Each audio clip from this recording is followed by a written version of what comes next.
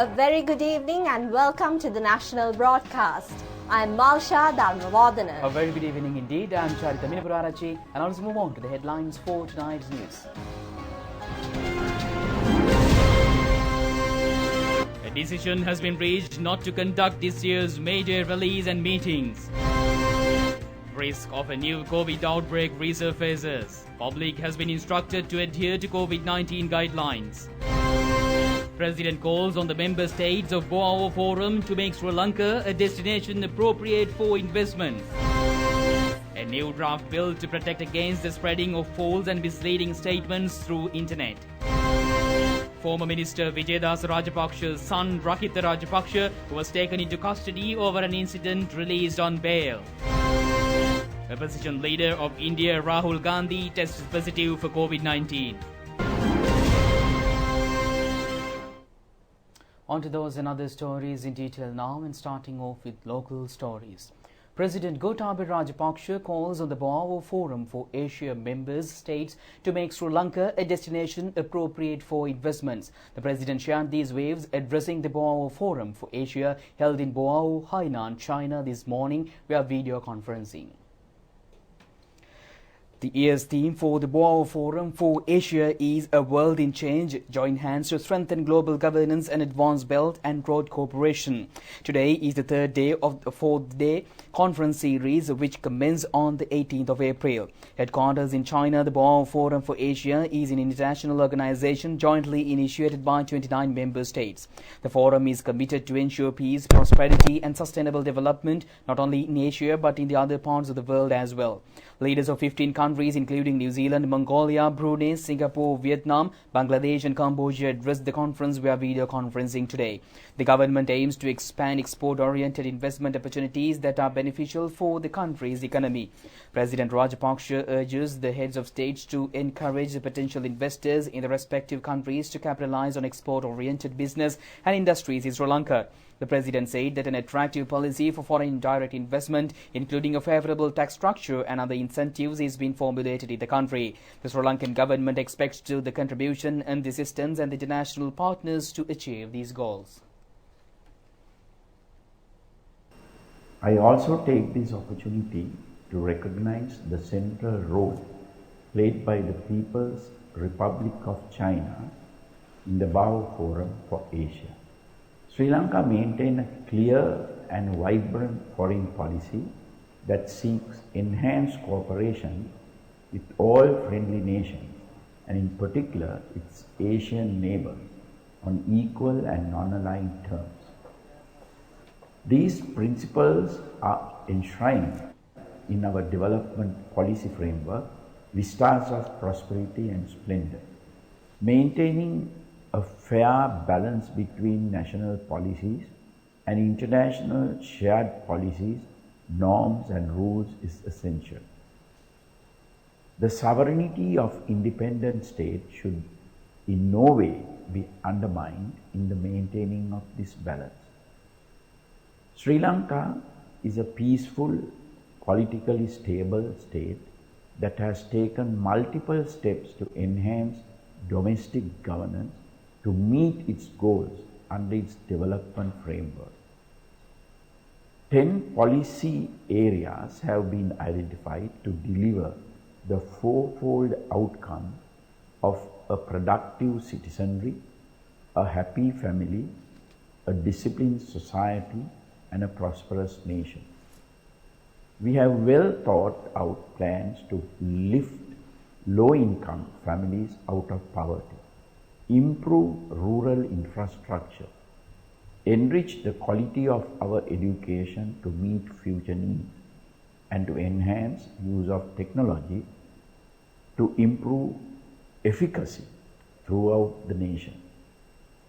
We have ambitious plans to revive and strengthen our economy significantly in the coming years.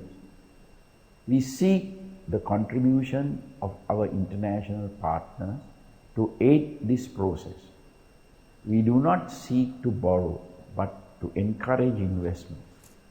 We have developed attractive policies for foreign direct investments, including a favorable tax structure and other incentives. We seek the support of the governments of member countries of the BAO Forum to encourage more businesses from their countries to consider Sri Lanka as a destination for their investments. We particularly seek to attract investment in export-oriented industries that will have a beneficial impact on our economy. In concluding my remarks, I affirm Sri Lanka's commitment as a founding member of the BAO Forum to its guiding principles and its purpose.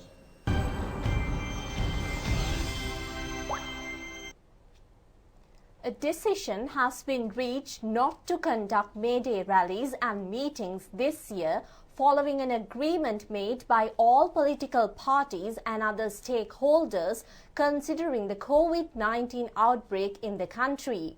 The decision was reached during a meeting presided by head of the National Action Centre for Prevention of COVID-19 Outbreak, Army Commander General Shavendra Silva, and Director General of Health Services, Dr. Asela Gunawardana, and with the participation of representatives from the relevant political parties today.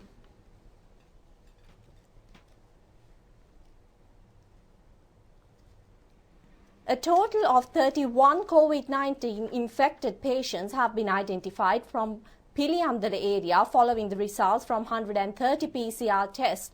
The patients have been detected from Gorakana, Ratmaldeviya, Borupana and Aravala. Steps have been taken to temporarily close 2 textile shops in Pamanuwa, Maharagama. The relevant decision has been reached after identifying 17 COVID-19 cases on April 10. Meanwhile, the number of COVID-19 cases identified from the State Bank has increased up to 70. Also, another 260 COVID-19 cases have been identified in the country today. A total of 173 patients were discharged from hospitals upon their recovery. The total number of COVID-19 recoveries in the country have increased up to 93,054 thus far, which is a percentage of 96.08. Another 3,198 patients are still receiving treatments in hospitals. And in the same note, Chief Epidemiologist Dr. Sudat Samaravira urges the public to adhere to COVID-19 health guidelines in order to prevent another surge in the country amidst the global rise in cases. He also cautioned restrictions on the existing free movement in the face of another wave of outbreak affecting only on daily life of the public and education of the children. He made these remarks while addressing a media briefing today.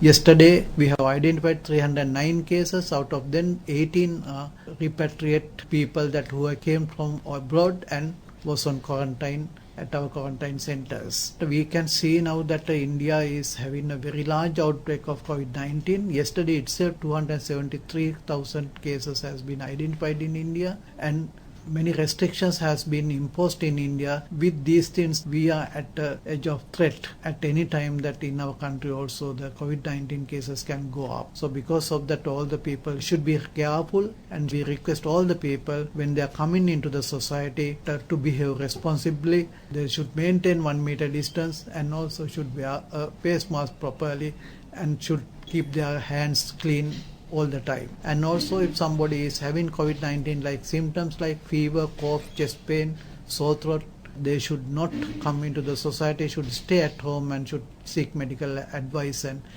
should work according to the medical advices. Otherwise, if there is another surge of cases in our country, again that we will have to restrict all these free movements that will affect on the day-to-day living of our people, education of our students, that our children, and also the higher education of our undergrads. So that will be a very disastrous situation. So in order to not to have that, we again and again request the people to have a responsible behavior and support the effort taken by the Minister of Health to control this disease in our country. COVID-19 infections have been rising at an alarming rate for 8 consecutive weeks. The World Health Organization has warned as the virus sweeps unabated through hotspots in several corners of the globe. World Health Organization Chief Dr. Tedros Ghebreyesus said that the world can bring the global COVID-19 pandemic under control in the coming months and provide it distributes the necessary resources fairly. Director General of World Health Organization Dr. Tedros Ghebreyesus made these remarks during a news briefing in Geneva yesterday.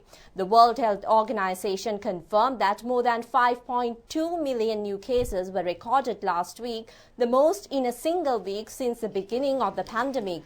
The World Health Organization chief expressed concern over the alarming rate at which COVID-19 is spreading in those aged 25 to 59 worldwide, possibly due to much more contagious variants. As of Sunday, 4 people received a single dose of world in data. I'm happy to welcome. We have the tools to bring this pandemic under control in a matter of months if we apply them consistently and equitably. Last week, new cases of COVID-19 increased for the 8th week in a row, with more than 5.2 million cases reported, the most in a single week so far. Deaths rose for the 5th straight week, and more than 3 million deaths have now been reported to WHO. It took 9 months to reach 1 million deaths, 4 months to reach 2 million, and 3 months to reach 3 million deaths. Infections and hospitalizations among people aged 25 to 59 are increasing at an alarming rate, possibly as a result of highly transmissible variants and increased social mixing among younger adults. Leading World Health Organization epidemiologist Maria Van Kerkhove said the latest surge in COVID-19 infections worldwide included increasing among age groups previously less affected by the pandemic. Last week, there were 5.2 million cases reported to WHO globally, the largest in a single week since this pandemic began, 16 months into the pandemic. That is the largest increase in a week that we have seen to date. We've seen an increase across all age groups. This virus is not being, we need to take the blame away. And in the question, it was meant to blame, and we can't do that. Everyone has a role to play in this pandemic. We all have a role to play in keeping ourselves and our loved ones safe. What we are seeing is an age shift, a slight age shift in some countries, driven by social mixing. Indian Congress leader Rahul Gandhi has tested positive for COVID-19 today. Meanwhile, as 142 million infections have emerged in reports today, India is now reporting a record-breaking number of nearly 275,000 cases within the last 24 hours, marking the highest even single-day spike in the recent times. Following a Twitter message, the Indian Congress leader Rahul Gandhi stated that he has been tested positive for COVID-19 and urged on recent contacts of him to follow the necessary health guidelines and protocols. Meanwhile, Indian health officials reported that the former Prime Minister of India, Manmohan Singh, has been admitted to a hospital in New Delhi after testing positive for COVID-19 while confirming his stable condition. Japan's third most populated region have requested the central governments to impose a state of emergency as infections have risen just 3 months before the country's hots of Olympic. Tokyo and several other areas are expected to follow suit, hoping to avoid the crisis facing Osaka's healthcare system, where beds for virus patients in severe condition have run out.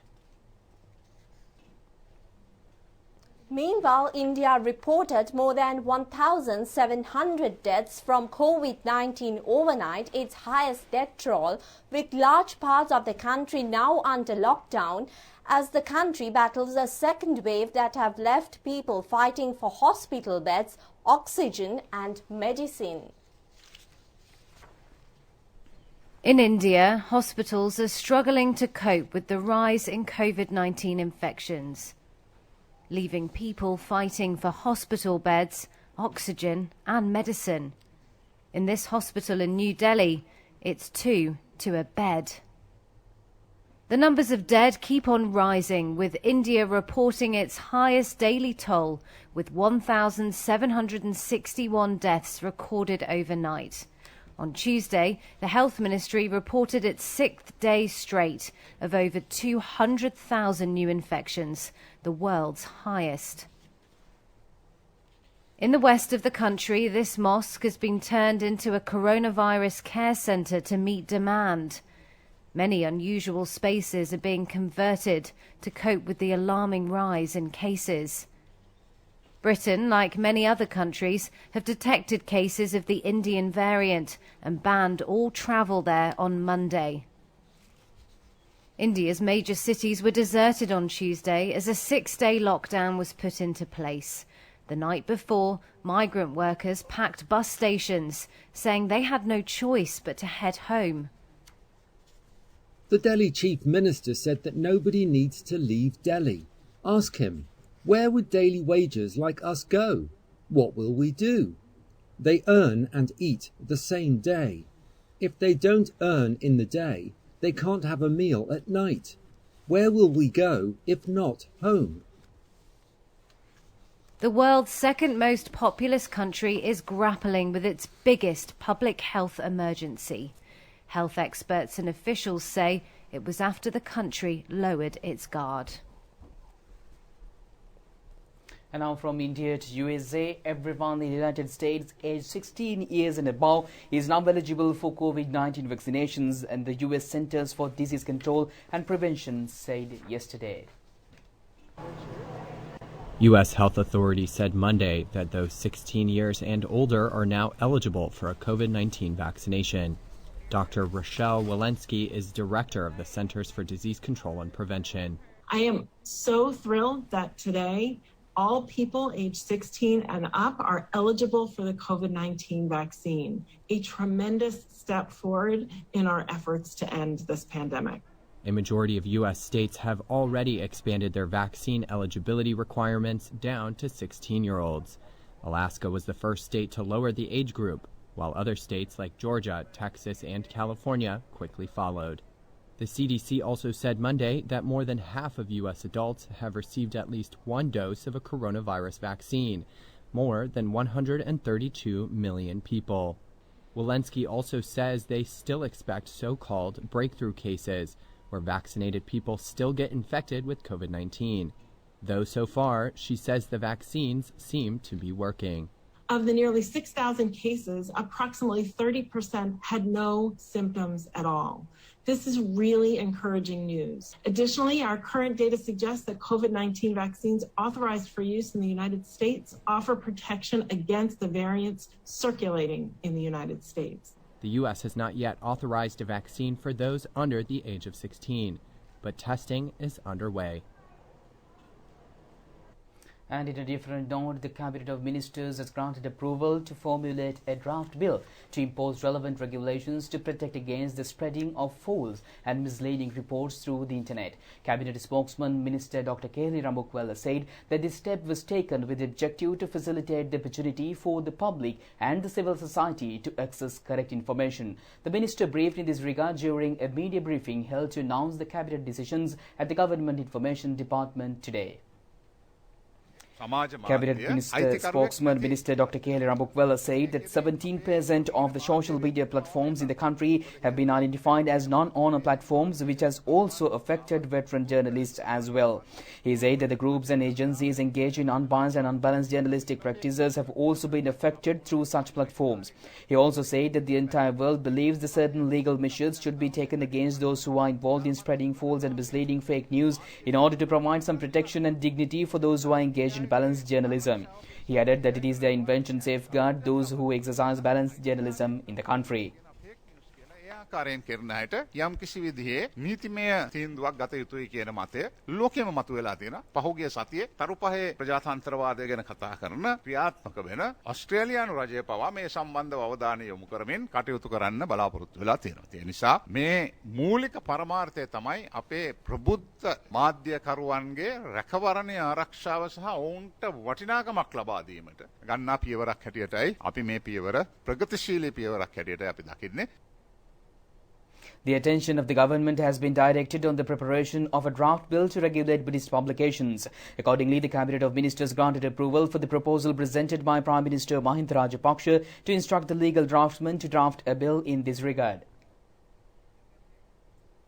The Cabinet of Ministers has granted approval to implement a project to convert the terrestrial television transmission from analog methodology to digital methodology under grant of assistance from Japan. Though the relevant agreement was signed in 2014, the project was not implemented during the previous government period. Accordingly, the Cabinet approval was granted for the proposal submitted by President Gotabaya Rajapaksa and Minister Dr. K.L. Rambukwalla to resume the implementation of the project.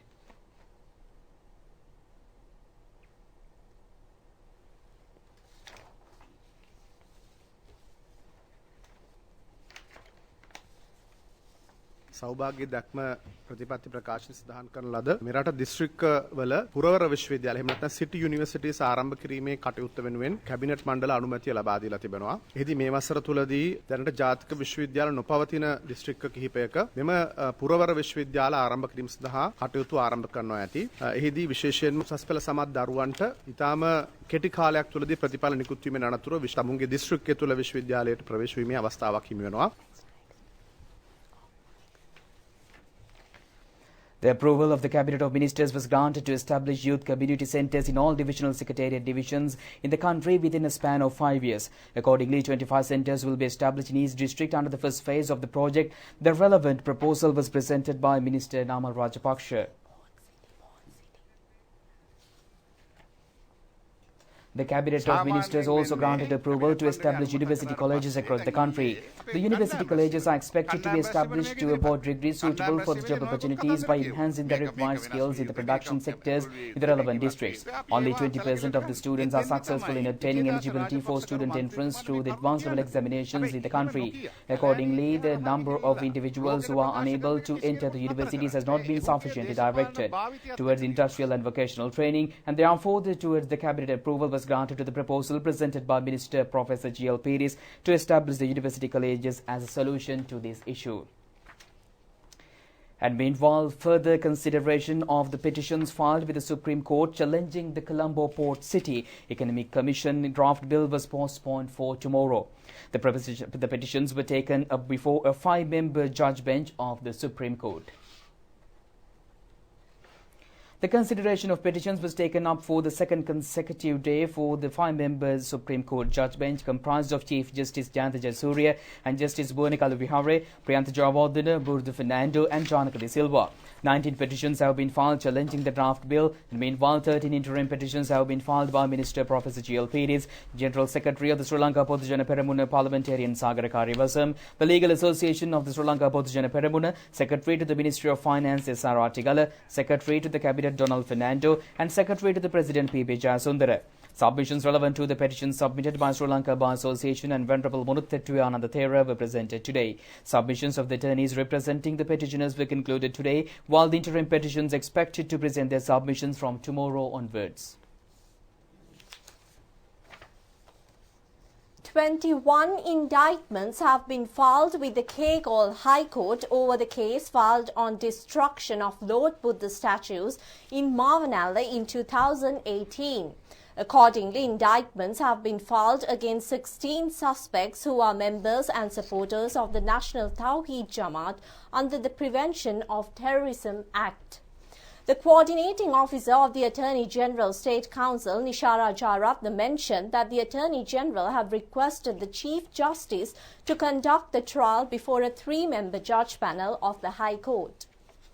The coordinating officer of the Attorney General State Council, Nishara Jayaratne, said the Attorney General is expected to submit 2 indictment sheets based on indirect related to violent activities occurred in Mavanala in 2018, the incident related to the discovery of explosive in the Wanathavilluwa and the incident related to experiment carried out with explosive by a group led by Saharan in 2019, and another 8 indictment sheets based on 8 incidents occurred in line with the Easter Sunday attack series. She also said that the Attorney General is also expected to proceed with the hearing of the indictments before a trial at bar. And meanwhile, Archbishop of Colombo, His Eminence Malcolm Cardinal Ranjit has requested the public to observe a 2-minute silence at 8:45 a.m. tomorrow morning to commemorate the victims of the April 21st Easter Sunday attack. Tomorrow marks the second anniversary of the Easter Sunday terrorist attack. Archbishops of Colombo, His Eminence Malcolm Cardinal Ranjit said that relevant religious observances will be conducted along with representatives from other religions in the country after observing 2-minute silence in all churches at 8:45 a.m. tomorrow. His Eminence the Cardinal invited to the Republic also observe 2-minute silence and join them in this congregation. Police media spokesman DIG Ajit Rohana said that a special security program has been prepared by the police in line with the services expected to be conducted in all churches in the country. He said that relevant police authorities have been briefed in this regard and discussions are underway with priests in facilitating security with the church premises. Vehicular movement has been restricted around the St. Anthony's Church in Kochikade, Colombo from 4 p.m. today till tomorrow afternoon due to a special service to be conducted at church. Accordingly, vehicular traffic in St. Anthony's Mawatha, Ramanathan Mawatha and Christi Perera Mawatha will be restricted during these 3 hours. And the special service at the St. Anthony's Church in Kochikade, Colombo, said to be held under the patronage of Archbishops of Colombo, His Eminence Malcolm Cardinal Ranjit, will be live telecast on the national television from 8:30 a.m. tomorrow. State Minister Ajit Niwad Kabral says the opposition is unable to tolerate the appreciation of the value of the rupee compared to the US dollar, addressing a parliament today. The state minister said that the value of the rupee was strengthened with the success achieved through government management. State Minister Ajit Niwad Kabral said the government had no concerns over the statement made against the issue. He said the concerns should be directed if the value of the rupee continues to depreciate and if the country is being harmed under such consequences. He said that according to the Central Bank of Sri Lanka, the US dollar rate is 191.88 rupees.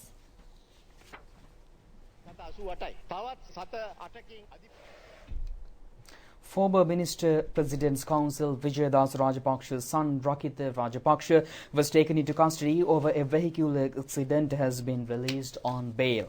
4 individuals have sustained injuries after his vehicle collided with another vehicle. The accident took place at 10:45 p.m. last night in Rajagiri area. A CCTV camera footage at the place of the incident has indicated that the vehicle driven by Rakita Rajapaksha in an excessive speed colliding with the other vehicle.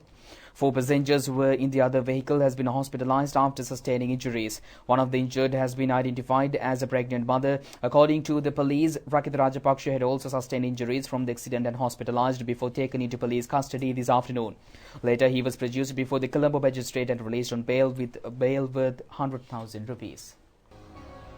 And with that, we conclude tonight's news. Do it just tomorrow at the very same time. Stay safe. Good night. Good night.